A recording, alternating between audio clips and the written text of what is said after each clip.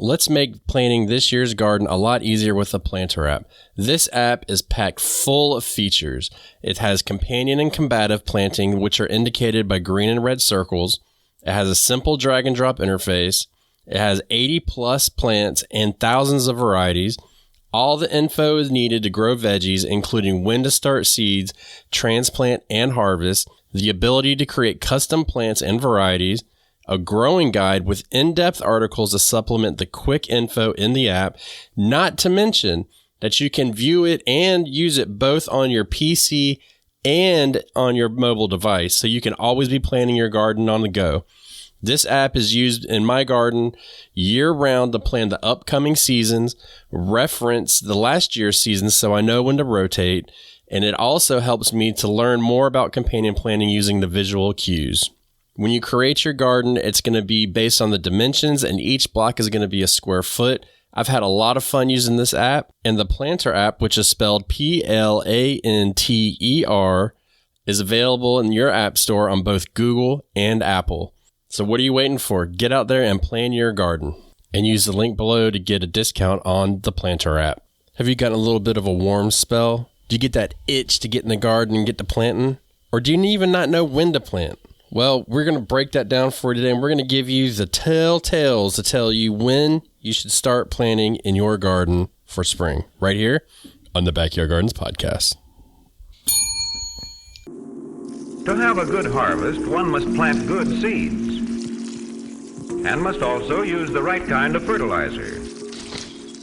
The carrots have grown large and firm. How good they will taste. All right, Batavia, have you ever been just absolutely fooled by the weather or anything else to plant? Oh, I thought you just meant in general, like going out in flip-flops and then it snows later on in May. I'm sure that's happened. I've been pretty good about not getting out there and get caught with, without my snowshoes from a planting perspective. So that's one way to look at it. But how about this? Have you ever missed it? Your opportunity to plant. Man, get out of my head. Did you see my finger go up? I saw it as soon as I started speaking. So while I haven't lost plants based on kind of getting out too early, I definitely have, in hindsight, delayed planting unnecessarily. Yeah, I definitely have too. And actually, last year was one of those years for me. Mm-hmm. So I could have planted early. Same. But we're not here today to tell you to plant early, okay? Let's take it down a notch, everybody. We're just here to tell you what can kind of activate that and tell you when you should start planting your garden. So let's start with zones. Let's just get that out of the way, okay? So first of all, know your zone. And what does your zone tell you? Ultimately, it's... I know you hate this question. Yeah, well, I generally hate the probative, let me give you a question that I didn't tell you I was going to ask you and put you on the spot to ask you, although I already know the answer. But still being obedient because it's New Year, New Batavia, and answering the question. Love it. It's going to tell you the lowest temperature in your area, right? So right. I believe my zone 6A indicates my temps on average will be a low of, I think it's -5 to -10 degrees Fahrenheit, right? I just threw up in my mouth a little bit when you said that. I just threw up in my mouth a little bit when you said that. I feel a little nauseous. It has nothing to do with not eating lunch, but and it's a great help when it comes to determining kind of what's perennial in your area. Which brings me to the note of, I think we misuse zones. I know I've been guilty of it, kind of what it impacts and why I need to know it. So that's my answer. Well, yeah, it definitely perennials, it helps completely. But the reason why I bring it up is because, first of all, I know there's a lot of zone creepers out there. And if you don't know what that is, I'm going to break it down for you. It's the people that look at somebody growing something, they're like, what zone are they in?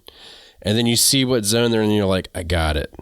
I know how, I know their situation. But the deal is the zone doesn't just break down your overall weather. So it's not like my zone 8 is different than Johnny's zone 8 in Oregon because we'll get up in the 90s and they may not get out of the 60s for 3 months longer, but their lows never get down that low. So there's the whole zone speech. And if you're in zone 5, 6, 7, 8, or 9, which basically covers all of the United States, except for all you lucky zone 10 people, you can tweak all of this stuff to fit your zone. If you're before Batavia, who is zone 6, then you just go a little bit later. And if you're after or before me, you go a little bit later. And if you're before me, you go a little bit earlier. So there's that. And the reason why I bring it up is because the seed packets have the zones in them as well. A lot of my seed packets, although some companies are transitioning away from that. Some of your bigger companies they have a map of the U.S. And so they may not necessarily list your zone, but there's a color coding that says, all right, this is the time frame. The zone is interesting because the garden zone is interesting because some gardeners won't be impacted by it at all.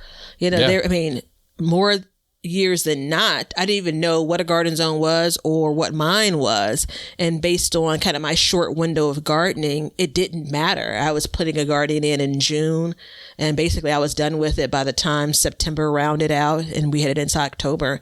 And those time frames were stable, let's say. Yeah. Right? Well, and one reason why I bring it, because the most often comment on my YouTube channel, which is nasty, by the way, is I don't know what zone you're in. Well, it doesn't matter what zone I'm in. It matters what the weather is outside, which is the crux of all of this, right? It doesn't matter because, what's the temperature where you are right now, Batavia? 30. In zone 6. As of the recording of this, it is 30. No, it's 49 degrees. I gotta go, man. I need to be outside. 49 degrees Fahrenheit, but it's overcast. So Batavia's body temperature doesn't register 49 degrees as an FYI. Well, and that's perfect because I'm in zone 8A and it's 57 degrees here. So there's not that much difference between you and I right now. Yeah. Right? So the zones matter overall, but they don't matter for growing food necessarily. You think that's safe to say? The impact they play is a small piece of the garden puzzle. There is some bits of heartbreak that could be introduced if you're not familiar with it. So going back to your very opening, know your zone. Know your zone right. And know how it's going to impact what you garden with, how you garden, when you garden. So the important thing to know is to know your last frost date. That's the important one to know, right? Agreed. And it's important to remember that this frost date is not set in stone. It's an average over, 50 years or something. I don't know the exact number. It's a long time. So there's averages, and you can go to websites. Batavia's favorite website in the whole wide world, better than anything else, will probably tell you. Timeanddate.com. Reach out to us. And some of them will even break down by percentage. So you'll get multiple last frost dates. So you'll get one that's a 10% last frost all the way up to an 80% of a frost. So you can kind of play with that, right? So there's that. That's out of the way. Now, the third thing is going to be plant what's appropriate for the time of year. So let's sit on that for just a second, if you don't mind. Because I feel like a new gardener for sure can have a misunderstanding of like, oh, it's not going to freeze. We're good. We can start planting, and I'm just going to use the holy grail, tomatoes. But we know that tomatoes won't thrive, or, they could even be stunted from these cold evenings, even if down to like what do you think when a seedling goes in the ground? Let's just call it 40 maybe. I think it's going to suffer once you get in down to 40, high 30s, right? So you start looking to see that now. And let me interject. I don't have personal experience with that because I've never gotten out there and put a tomato seedling in the ground, because again, remember, I'm not planting until July. That's in part true. You're typically later anyways in your planting. And that's why a lot of people actually wait until weeks after their last frost date to plant certain things, because they want the soil temperature to warm up Nighttime temperatures to nighttime temperatures. Yep. So nighttime temperatures are what really drive the soil temperature, in my opinion, because once they start getting warmer, then you can the soil will continue to hold that heat longer and longer throughout the day and build. Yeah. So there is a little bit of that. So let's say it's January right now and you're itching to get out in the garden. What should you be ready to plant in the coming weeks, you think? Cold hardy plants. Final answer. Let's break that down a little bit, though. Well, that's what happens when you ask there's questions. Yeah. There's that old Batavia sneaking in. Yeah, I felt it, but hey. But there's different categories of cold hardy plants, right? Mm-hmm. So for me, the first thing I'm going to put in is onions. And then it progressively gets more and more to cabbages, broccolis, turnips, rutabagas, stuff like that. Mm-hmm. And then you get into your lettuces, or kales are before that too. And then you start getting into your lettuces, which are more tender, but they can still take a frost. Yeah. Well, so those are things that you're transplanting, right? Yes. So my almost all of my root crops, I'm going to direct sow. I may just play around with some carrots in containers, but I wouldn't even, the container would just move outside. But for me, I actually, just because I love it, I'd be starting lettuce, which probably will be one of the last things that go out kind of in that cold hardy family because they're not the hardiest, but if I just add a couple to what you noted, spinach, which is one that kicks butt. I still have spinach that has a few true leaves on it that I sowed at some point in the fall of last year that has been snowed on, top of the soil frozen, and it's still like, I'm here, so it can do the job. So that's probably one more that I'd add to the list of things that I even plan on transplanting. I'm going to start some spinach indoors. Yeah. And I mean, what kind of spurred this conversation a little bit is, well, I don't want to take it from you, but what did you tell me just before we started recording? I'm so glad you gave me that note. 'Cause when these episode ideas, as kind of behind the scenes come up, Ben is notorious for remembering the conditions the topic came up in. There have been countless times where I've come up with a topic, and by the time we get to the point of planning for the recording, I'm like, I'm not so sure about that. He's like, that was your idea, right? I'm like, tell me what else did I say around it? But anywho, I told him just before the start of this podcast that my in-ground beds have not frozen yet. The ground is not frozen. And that's important. Now, I also told him that I don't remember going out in specifically January previously to say, all right, this year it's frozen. But you'd think around this time. So the telltale is if I don't have a ground that's frozen in February, there's going to be some funky business going on weather-wise. But yeah. So there are a lot of thoughts that I had immediately when I put my hands in the soil when it wasn't frozen. And that's a part of why we're here today, because that could get you in trouble. Yeah. I mean, the first thing you think is, well, winter's over, I mean, look, over Christmas, we had 16-degree weather here, 14-degree weather. And then a week later, it's 70 degrees. Yeah. Yeah. And it hasn't really been all that cold here. We're having a little bit of a cold snap now. And it's funny. Everybody asks me, because, I mean, if you don't know, now you know, I'm like a weather geek. I love weather. But everybody's like, what's the temperature going to be? Are we done with winter? I'm like, we ain't done with winter yet. There's no way. Now, me personally, I could be done with those really deep freezes like that. But even still, like, the daytime temperatures aren't going to climb that high. Mm-hmm. And that's something that really, as a gardener, we need to look out for. And so that's why I don't recommend people setting a date on their calendar and be like, this is the date I'm going to plant. Mm-hmm. Let me go out and plant my seeds today, or my transplants or whatever. I don't think that really works out well, because my date to plant my onions is January 15th, and we're just before that right now. Mm-hmm.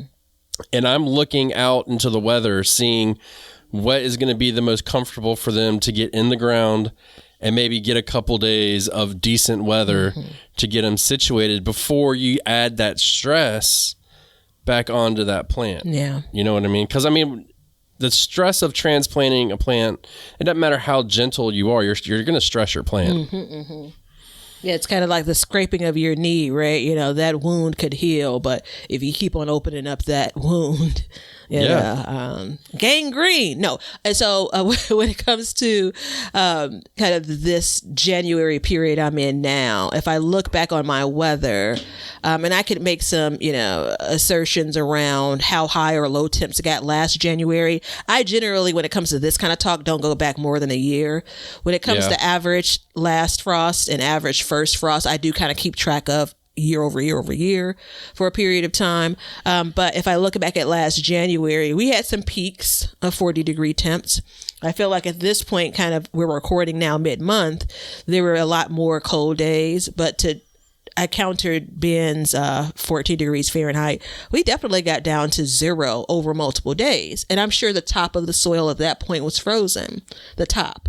Right. But these continued 40-degree days and 40 degrees for a good right amount of time. Right. That led to that thawing. And the key, though, is in 3 weeks, I could be in a different situation.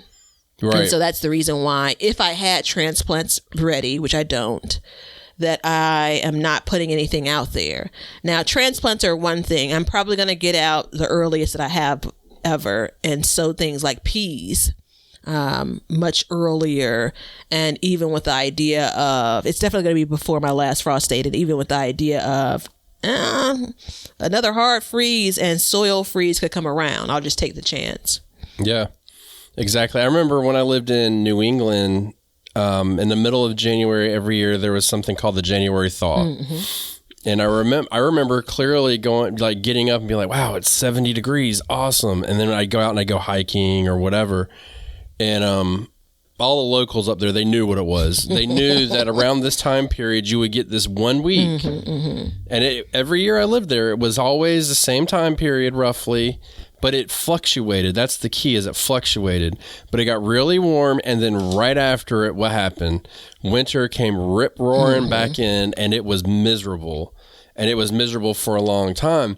But for me, being from the South, I was like, this is game on. Like, I'm fixing to get out here and start planting and doing all this stuff. And that was not the case. So, you knew that, and I'm sure people listening know this about their area. There's something like that. And then next thing you know, Jack Frost comes roaring back, and then you're back to square one. So it can be very tempting to get out there and want to do something, but staying vigilant and really looking at your forecast out really helps you. I mean, because you are actually pretty on point, on top of your forecast, aren't you? Yeah, I'm not as big of a geek for weather, so I'm not digging into the science, but I am digging into kind of the specific temperatures, the trends, the length of time. I don't do this religiously, but just based on the nature of me capturing things on my phone, pictures and videos, I have a good point. I can see, while I can find out how much snow we got in February, I can look on my, through the interweb, I can look on my phone and say, yeah, it was all good in January. Then we got our last big snowstorm in February. Yep. Right. And so some crops will be fine, but not a whole bunch. Like if I had a whole bunch of starts out there because I wanted to get out there early, then we got 6, 8, 10 inches of snow. A lot of those are going to be goners. I have maybe a handful. On one hand, I can count the crops that will basically assert that they can survive in the snow. You'll see them peeking out in the snow. A lot of those things are going to be dead. Yeah, the weather has been very odd this year. So I will tell you this, everybody. In the Midwest in February, there's supposed to be a big polar front move way down south. So hold on to your britches for that one, especially you, Batavia. I was just reading on one of my weather websites the other day about it. So, that could be possibly something that will unfold. But I know last year, so my last frost date's I think it's April 17th. And last year I had a guy come by my house, and he was going to buy some tomato seedlings. So he said. Turns out he was just a looky-loo, but that's a different story. So he comes over and he's like, man, I have my, he was from Boston. So it was just very distinct accent. And he was like, I planted my tomatoes like a month ago. And I'm like, man, you know, for me, I would never plant my tomatoes a month before the last frost date, because I know in my area, usually around Easter, we get one more frost every year. So I usually don't put my tomatoes in, you know, until after Easter. And it seems like every year that happens. But this guy did it, and turns out, as far as I know, I've never talked to him again, so I have no clue. But we never had a frost after like March last year, I don't believe. It got pretty cool, but we never really actually got a frost. So technically you could have gotten out there a little bit earlier, but I would rather be safe than sorry, personally. Yeah. I have two people that one I know personally, and another I know kind of through the world of social media. But they both plant probably a month earlier than I plant for my summer garden. So they have tomatoes in their garden easily a month. And so mine is sometimes around mid-May, you know, maybe, you know, probably more like late May. Right. And so in these cases, both of them are planting, you know, our average first or last frost date is right around yours, to be quite frank. So that's something like, you know, April the 18th or 19th. And they'll get their summer plants, tomatoes, planted out by the end of April. And it's very hard for me to even imagine that. But I've watched them over the years. And the internet is saying mine is April the 17th now. And I've watched them over the years, and I'm like, dang, can you send me a reminder when you go out and plant? Because I want to be out there with you and planting mine. The only reason why I don't beat myself up about not getting out early, and you want to get out early because the idea is you'll get to the point of, you know, being able to pick vegetables sooner, right? You know? And the only reason why I don't beat myself up about that is I'm still not convinced. I've not done any testing on this on my own, how much of a gain you really have. If I plant a tomato in my garden on April the 30th, and then I plant a second tomato, you know, on May the 15th, in those 2 weeks, you know, the temperatures are climbing up. Will the May 15th plant catch up with April 30th? Maybe. Right? You know, that's a tough one. I'm so curious about it. I'm sure there's someone that knows the answer. So curious, but there are like 100 other things I'm more curious about. And it could just be I tell myself the lie that they're probably going to catch up, which gives me a pass, and it's okay that I plant, you know, mid-May. But I don't think you're totally wrong, because if you put a plant out too early, one, it's going to stunt it. It could. So it may not even grow. It could. And then two, it's going to grow slower because it's not in that ideal temperature range. So it would be interesting if you tested that out this year. I'm not going to test it out, but I actually may. Depends on how things go. I may. My intention in that instance, and we've skipped ahead to summer, is I have been starting enough plants specifically for summer where I would have, if I started out in, let's say if it's April the 17th, let's say that I said April the 17th. All right, I'm going out there April 17th, putting something in the ground. A lot of people don't do that, but let's say I did that. And then let's say that I waited even a month later, May 17th, right? I'll have enough starts still to be able to go back in a month later and put another plant in. And the idea, and this is the same thing that these gardeners that I'm connected to, they recognize there may be loss. Right. You know, and so they roll the dice, you know, and so the part I'm not familiar enough with is detecting if something has been stunted, because it's not, as far as I can tell, it's not always obvious, you know, so that's a part. It's not obvious until it's too late. Yep. So I looked up on almanac.com, which is that the Farmer's Almanac?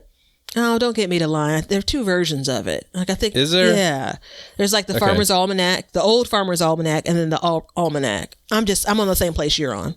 Okay, well, whatever. So I looked up mine, and my last spring frost is March 26th, as a matter of fact. And so if you read down, this is key. You got to read down, keep going. and you read and it says this, a frost date is the average date of the last light freeze in spring or light freeze in fall. So a light freeze is 29 to 32 degrees. And then it kind of, the classifications go down from there. So each place you look at will give you and I mean, I've found multiple dates for my area, anywhere from apparently March 26th all the way to like April 21st. So now, typically speaking, in my area, I know that my frost date can be earlier than later. So I do know that, but there's always that chance, and you don't really want to waste your time. You know what I mean? Mm-hmm. But that brings us to, well, hold on. Let's not go there yet. I have some comments about the page you're on as well. Go ahead. So I was looking here. I went down and continued to read. And the dates now are a calculation based on 1991 through 2020. So that's why my dates have shifted just slightly. Right. So I'm at April 17th for last frost in the spring. And then I'm at November 1st through first frost in the fall. And the dates were like 1 or 2 days later or earlier that I've been looking and working from. And then I also want to comment on the probability. I know you love this bit. So it's a 30% probability for those dates that would be the last or that would be the first. And then I think, I love these kind of bulleted lists. Your light freeze that you mentioned from 29 degrees to 32 degrees Fahrenheit. They give you a note like tender plants are going to be killed. Like, it's your job to figure out what tender plants are. And I'm going to lick this last comment because just the phrasing of it. So moderate freeze, 25 degrees to 28 degrees, wildly destructive to vegetation, right? Yeah. So anyway, I think that, of course, there are tools out there. I would not be hoping for success if I have 25 to 28 degrees Fahrenheit and I had a tomato plant out there. I know that I'm going to lose, and again, I took a risk, I'm sure, and I recognize that, okay, here we are. This is the problem with it. And we've not at all touched on steps you can take to increase your chances, warm up your soil, increase your chances of planting earlier. And I don't know that we're going to go there. I was. Okay. Well, go ahead. I was going to get there. Yeah. So I do want to say this. So the first fall frost for me is November 13th. Now, I know every single person listening to this remembers in October last year how there was that freak cold that came down, and it was early, so that in itself, right there, changes the whole dynamic of this. And we've seen it this year alone. And we've even seen, and most people have seen their zone numbers tested this year. But wait, your first frost is in October, but that freak cold came down in November, didn't it? I think it was just before Halloween. Okay. I think. I don't think so. I know that it was before my frost date. Okay. I know that much. Okay.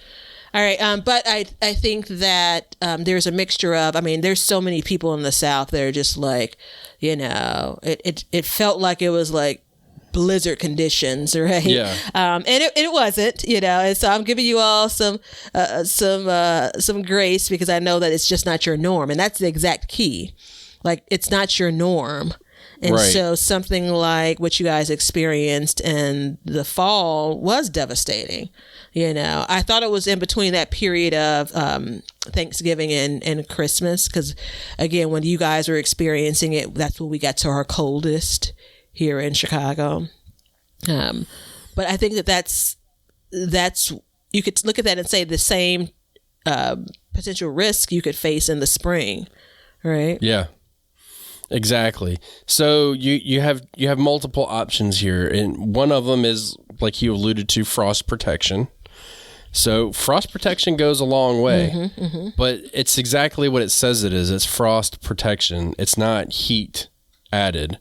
So like a low tunnel, a simple low tunnel setup, a couple PVC pipes and a piece of plastic will definitely keep the frost off of your plants. Now, if you're planting warmer weather plants, if they're established, like let's say you were, you looked out and you're like, hey, I'm going to plant 2 months early because it's not going to be cold.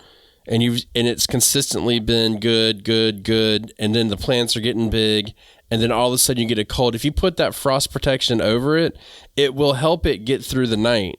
But that frost won't build up on the leaves. And the other key to it is the next morning, that sun is going to heat up in there a lot sooner and allow that plant to recover very fast. Versus, and that's what I noticed in like that big freeze we got, was everything that was covered or in the greenhouse recovered better because it was able to warm up in the next day, because it stayed pretty cold here for a couple days. And even like I don't want to call it big freeze, but the freak freeze we had, I threw a simple beach towel over my tomatoes, and they made it. And it got to like 33 degrees. I think we didn't quite get a frost, but that it could have been 32 right there, but it didn't allow the frost to settle on the leaves. And so that's why farmers will, for instance, run their sprinklers all night on their crops when something like that happens, because it keeps the freeze away. Oh, I never heard of that. And it's interesting because, when we were talking about the frost protection, I only have one bit of frost protection in my garden, and it is 2 layers. And I'm now convinced there's probably a family living under some of the plastic, which we'll talk about in the future, and a varmint family I might add. But it is a row cover, which, if I remember, that particular grade is said to protect down to 28 degrees Fahrenheit. And there's another 6 millimeter layer of plastic on top of it. And I'll have some feedback on kind of where I went wrong with how I apply those pieces. But the first time we got down to 14 degrees, it was just like, it hit it. I was up at 1 a.m. I saw it, and then it started climbing again, and so I came out, and I looked underneath the cover, and, the next day or the day after that, I'm like, look at this, things are living, right? And so, but I'm pretty cautious, right? I'm not as trusting in the garden and with the weather. Right. And so I said, let's see how this continues to go.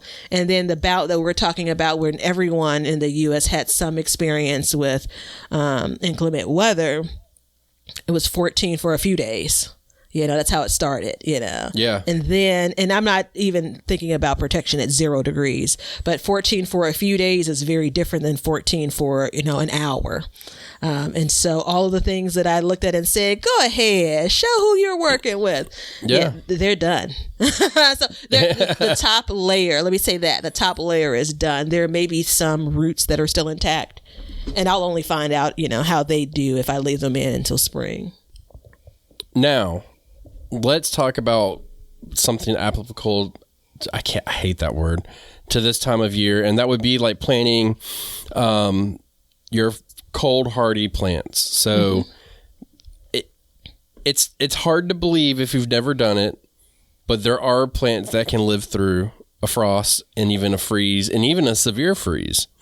There are very well some plants that can, and so these are the things that we need to be focusing on to plant early. So a problem that I have in my area is when I talk to people don't understand that, in fact, in January, you can start legit planting stuff that, and putting them in your garden. So essentially, if you know what you're doing, you can get 4 extra months of planting in my area. Honestly, you can get 6 or 7 extra months of planting in my area, because what plants can take cold, and then even adding a layer of frost protection on top of them can speed things up. So for me, for instance, like cabbages, if I don't put my cabbages in early, I'm not going to get cabbages in the spring, and it's already a crapshoot if I'm going to get them or not. So Why it's is that? just kind of because it'll get so hot here so fast. And it may only get up there a couple days, but the problem is it tricks these biennial plants, which is what a cabbage is. A lot of your greens are. It tricks them. So within that season, from late winter into spring, we can very well have 80-degree days, and then we can have 40-degree days. We can have 60-degree nights, and we can have 25-degree nights. So the plant will start to think, it's been 2 years. How stupid can the plant be? I mean, really? And then it'll start to bolt.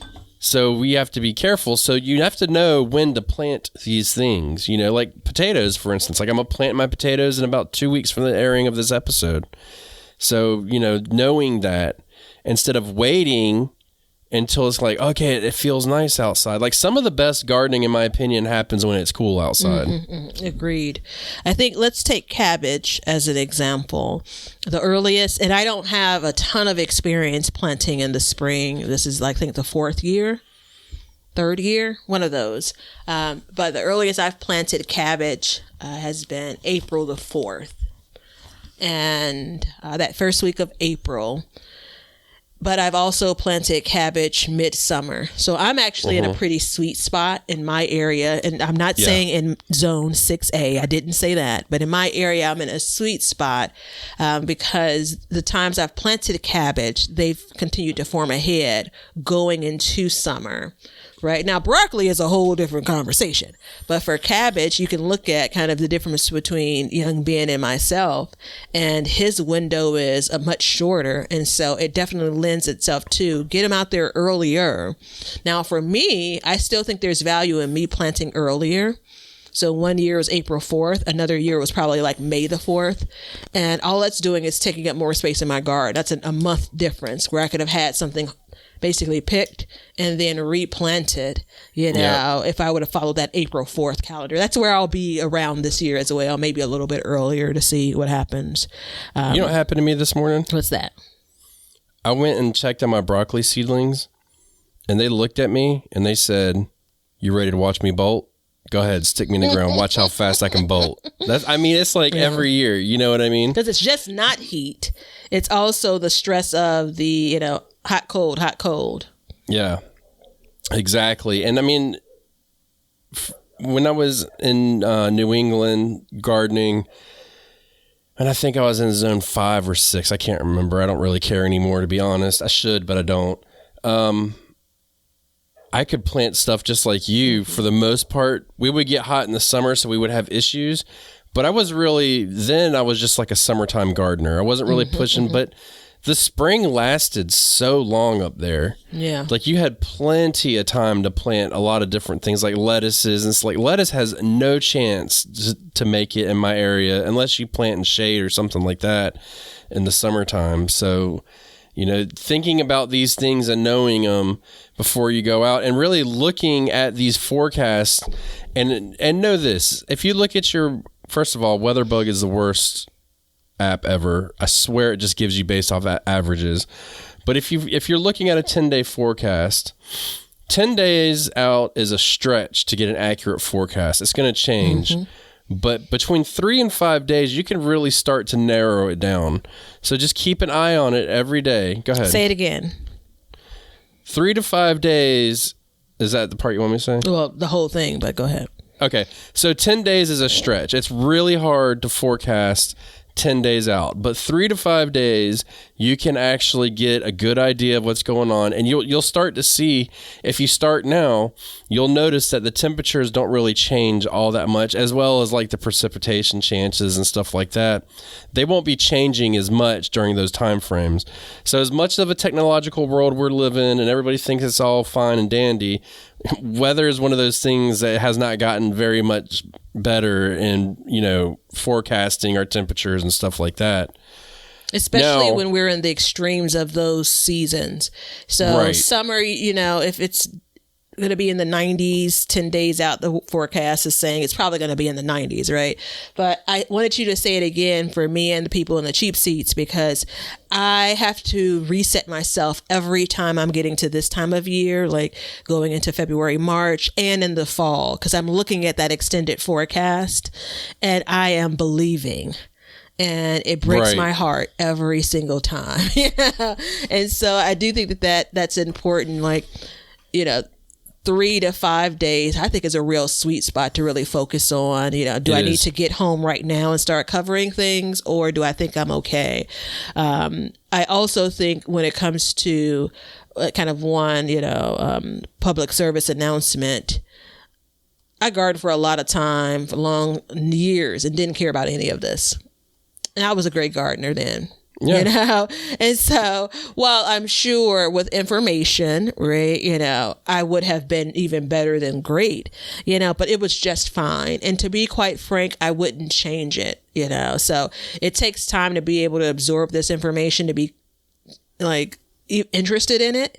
You know, there's so much room you have in your brain to retain these bits and still find what we're doing here interesting. So it's okay if there's a part where you're like womp womp womp womp womp is what you're hearing, but know that no matter what your apps say, no matter what, you know, my favorite time and date website says, the best information piece is going to be you continuing to do it, you continuing to get out there, because your experience is going to be the best one. And if I look back, I've never planted on the same exact date under the same exact conditions year to year. Right. I'm just not that disciplined. I don't know that you really need to be that. But what I can say is each time I've tried something, I'm taking away a piece of information and I'm kind of filing it away, and it helps me make my next plan. Right. So, for instance, right now I'm looking at my weather, and I'm looking 10 days out, and I see like this weekend it's going to be 29 degrees, and I know within the next week I would like within the next 2 weeks really, but really within the next week I would love to plant my onions, right? So I look at it and I say, okay, it's going to be 29 degrees. Now they're already outside, they're hardened off, they're fine in the pots, right? But I look down and then I see for the next 5 days after that, the nighttime temperatures are 42, 47, 50, 52. So if I skip that 29 degree day, which is, as a matter of fact, is the 15th of the month, which is when I had my target to plant them, then I know that I'm going to have at least supposedly 5 days of them getting comfortable in the ground before I need to worry about any kind of real cold coming in. You know what I mean? Because when you take a plant out of a plant cell or a seed cell, whatever you want to call it, when you pull that plant out and those roots become exposed, you've stressed it. When you grab that plant and you pull it, you've stressed it. When you dig that hole and you put that plant in it and the roots get drugged down the ground, you've stressed it. When you've put it out there and you've hardened them off and all that, but now they're in the garden where there's more sun invariably than where it is, you've stressed it. So you have all these different stressors going on, so you want to give it time to recover. And even then, let's say I plant them and then 5 days later we're going to get a 29 degree day. I could very well still cover them, especially if it's only going to be like one night, and then allow them that extra time to get cozy in their spot and really set their roots and get going. Because once they get going and they get settled, you're good to go. You know what I mean? So it's kind of these different things to think about, and it goes the same with like cabbages and broccoli. Cauliflower is not as frost tender as broccoli, I've found. You're right. And purple vegetables are less frost friendly than green vegetables too, by the way. Just read a scientific paper on that the other day. Yeah, I did that. I didn't read the whole thing. I'm going to be straight up. I read the intro, the outro, and the conclusion. So I didn't want to read all the data, but I trust them. So it's just keep these things in mind when you move forward and you're going, because I know that there's people out there, especially I am, and I know you probably are, you're itching to dig in the garden. Well, I want to start and keep going. That's why I'm actually a little bit slower to get out of the gate, to get outside. But I tell you that there was a great satisfaction in starting some seeds. Like indoors, right? When I saw some of those seedlings emerge, I said, okay, Mortimer, we're back. So I want to say this. I fertilized my kale seedlings the other day and they were kind of hurting a little bit. And then I came back 2 days later and they quadrupled in size in 2 days. It's crazy. Like I couldn't believe how big they got. It's a wonder.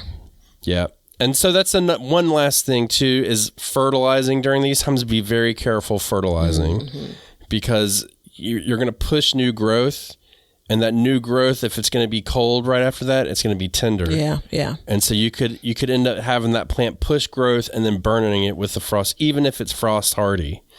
So that's a really just good be careful. point. You know, that's one of the what type of soil do you use and what type of fertilizer do you use is one of the common questions that I get on my YouTube channel. And it's interesting because I get the soil bit, especially because I do a lot of container gardening, so I can get that. And I find the fertilizer question interesting. And I always feel a little bit bad answering. It's the truth, but it's kind of like, I know it's not what people are looking for. It's like, I'm terrible at fertilizing, I'll tell you, but I'm not even pretending that I'm doing it consistently. And while I don't think generally, besides the scenario you described, what I am doing isn't hurting, right? I don't know how much of this production can be attributed to it. I guess I'm trying to kind of balance the idea of like, if you now use this, then it's all going to be good. And that's just not the way that I feel like gardening works. I still have a bunch of question marks regarding fertilizing, but this isn't the place for it. No, it's not. But you know what this is the place for? The recipe of the day.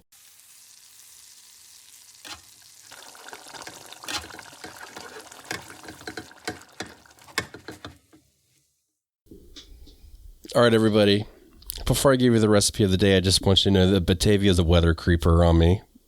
She just like flashed me my own weather as I was showing her my weather. So there are, we express love in different ways. There are dream places that I have listed.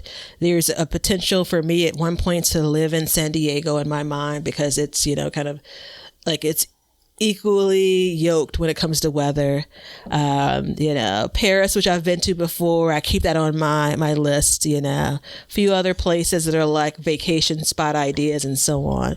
But the love comes across when I have my cousin, who is like a brother to me. I track their weather because I'm always concerned about them.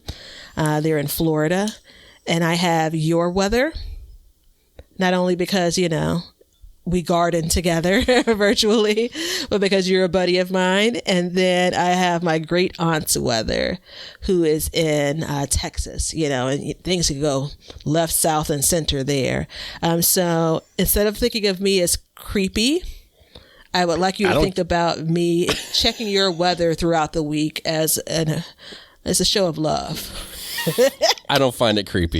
It's okay. That was really maybe to the people that are listening like, uh-oh. So here's my recipe. So in the upcoming episode, you're going to hear us talk about basil a lot. So pesto. So I'm going to give you a recipe using pesto. What I do is it's basically noodles of whatever. I'm not a noodle connoisseur, so they're all spaghetti noodles to me, but I think technically it's fettuccine noodles that we use sometimes, but we'll use spaghetti, angel hair, whatever. Any kind of sausage that you would like, so you brown it really good. We use a plant-based sausage, but whatever sausage you would like. Mushrooms sauteed with a pound of mushrooms, and then 2 onions, 4 cloves of garlic, and then greens of any kind. So I haven't done this yet, but next time I make it, I'm going to use my mustard to see if I like the spiciness in it. I think I will. But spinach is obviously really good. Kale. Collards doesn't work as well unless you kind of pre-cook them a little bit. And then I use the ice cube trays. And so last time I made it, I used to make my pesto, I used 6 cubes of pesto in it, mix it all together, and then serve it up. Salt and pepper. That's about it. Super simple. You don't look impressed. Well, I'm processing this and saying, I trust your palate, but that doesn't sound like it. What do you mean? Like, it doesn't sound, tempting. It doesn't sound like I'm going to run out and pull those ingredients together. But again, I trust your palate. We've made it without the sausage before, and it doesn't work. You have to put sausage in it. So. Is it the fat in the sausage or the texture? Yeah, I think it's the texture. It's the crispiness. If you brown it real good, it makes it. But it also gives it a little bit deep. Like, we'll use Italian flavored. So if we use plant-based sausage, so if we can't find Italian flavor, we'll put fennel seed in it to kind of give that flavor a little bit. But that kind of is what brings it together. In my now What you 2 laughing months. at? I'm going to tell you my 2-month quest of trying to get myself organized. And a lot of this is, I know I will feel better about my living circumstances, but it's also like, oh, I got to get it ready for the garden season. So I have my whole pantry now organized, and I'm super excited about that, which lends itself to more cooking, lends itself to, diverse plates. And then I have my seasonings. I mean, container upon container upon container. And I can now, as you mentioned it, remember Googling how to turn sausage into Italian sausage or something. So I put fennel seeds on my grocery list, my buy list in my phone. And when I was going through my seasonings, I found fennel seeds, and I'm like, I'm never going to use this. Whenever I did the thing, I said I wanted to turn, it into sausage, Italian sausage. I never did it. Those eggplant recipe I gave a long time ago about sausages? We used a fennel seed for that. That's why we have it. Okay. Yeah, it gives it that flavor. Oh, and I forgot to say, if you don't want to use pasta, then use spiralized zucchini noodles as well, and just serve them cold. So I don't like cold food, but I'll mix the warm food with the cold zucchini noodles, and it tastes good. So you can try that as well if you're a low carb or whatever it is. Okay. Which is what I'm trying to do. And I'm here to tell you, carbs are good. Makes up a lot of my diet. It's a shame. I'm struggling. I'm not ready to take on that shame. Yeah, it's all good. So I hope everybody has, look, I know we came out and said that we were going to do an episode about our goals, but we kind of wanted to get this information out there a little sooner. It seems pretty straightforward, but there is a lot of caveats, the way to cheat the weather, I guess you can say. So use technology to your advantage. Yeah, man. And when I say technology, I mean plastic as well. Use it to your advantage. Because they're absolutely the same thing. But we'll be back next week with goals. We're not done with them yet. So No, we've got them. And let me tell you, they're dynamite goals. I was telling my hairstylist about a couple of my goals. So just so you know, garden goals in particular. So just so you know, I'm spreading the word. You were? I did. There you go. Look at you. I'm proud of you. Thank you. All right, everybody. Can you do me a favor? Why don't we learn to grow and grow for change? So corny. See ya. Now you know why people feel like celebrating at harvest time. All over the world, people have feasting and good times when the crops have been gathered in. Hey, everybody. Thanks for checking out the Backyard Gardens podcast. If you like what we're doing and you want to continue to support the podcast, head over to our Patreon page to sign up. You can also make a one-time donation using PayPal. Both of these links are in the description. With your support, we can continue growing and helping others in their gardens. See ya. If you guys want some Backyard Gardens gear, go to the link below and check out our t-shirts, mugs, pint glasses, and other gear. All purchases go towards helping to support the show, so thank you so much in advance, and we hope you enjoy. We want everybody to have a garden, and we're going to give you a chance to win free seeds every month. Head over to backyardgardenstv.com and enter your email address to be entered in all of our giveaways. Good luck. We want you to be a part of our gardening community. DM us a picture of your garden at Backyard Gardens TV on Instagram, and we will share it with our listeners.